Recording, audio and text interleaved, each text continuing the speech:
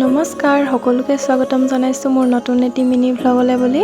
এইফালে চাওকচোন আমাৰ কাপোৰ মেলা ৰছীডালৰ তলত মানে গোটেই হাবি হৈ আছে, সেইটো কাৰণে ভাবিছোঁ আজি এইখিনি অকণমান চাফা কৰি ল'ম বুলি।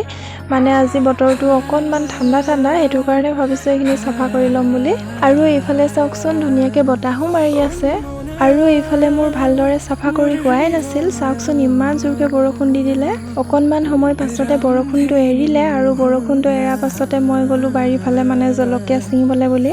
আৰু মোক বহুতে কমেণ্টত সুধি আছিলে যে তুমি জলকীয়াবোৰ বিক্ৰী কৰা নেকি বুলি, আৰু মই তেওঁলোকক ক'ম যে হয় মই জলকীয়াবোৰ বিক্ৰীয়ে কৰোঁ। অকণমান সময় পাছতে এইফালে আকৌ আমাৰ গছৰ পৰা তামোল পাৰিবলৈ বুলি ল'লে।